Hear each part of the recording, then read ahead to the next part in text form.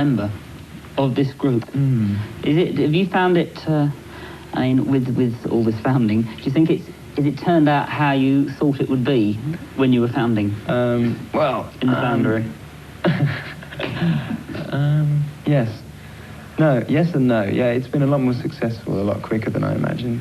And I think that the way I originally thought about it was crossing over sort of disco with rock, if you like, hard rock. It was like a cross between the Sex Pistols, Pretty Vacant, and Good Times by Chic. And from then we sort of moved away. And at the time I remember thinking that, this was me and Nick, and we sort of weren't sure who was going to like us. We thought the disco kids were going to think it was too rock and roll, and the rock fans were going to think, disco sucks. So we didn't really think there was going to be anybody who'd actually like us. We just thought it was an avenue worth exploring. And luckily there was a sudden movement of futurism and new romantics. And, we had a boat to sail out on. Yeah. You feel that you could go a lot, feel as though you've gone as far as you can go, or is there more ground to break? Oh, no, I think totally... Well, in commercial terms or music... I think creatively, I think we're changing all the time. I mean, we've always wanted to improve as musicians, man. But obviously we're experimenting rhythmically and, vocally. Vocally, Simon is a lot more confident now than he ever was, say, around about the time of the first album. And obviously, commercially, world domination by 84, Yeah, you reckon that's what it'll be? Well, I don't reckon that's what it'll be, but that's what we're going for.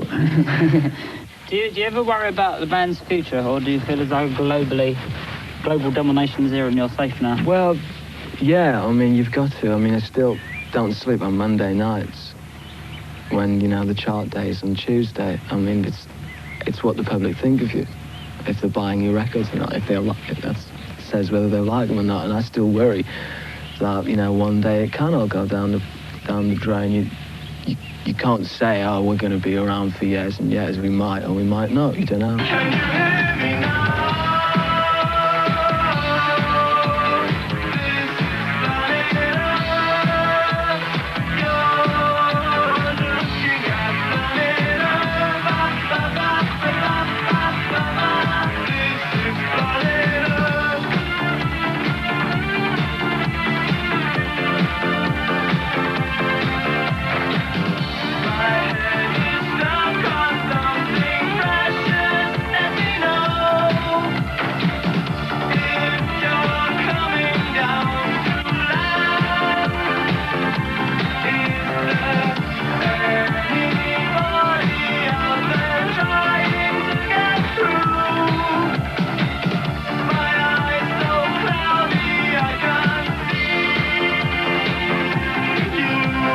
A lot of people obviously heard about the Rum Runner, which is where we sort of first met.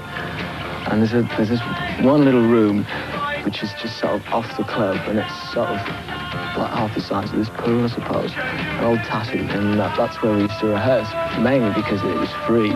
And it's horrible little place, really, but it seemed to work, have a good effect for us. The first and the second albums were all written in there, totally. In a way, I would quite like to go back to the Rum Runner in Birmingham and write and then demo them at Bob Lamb's, which is exactly how we did the first two albums.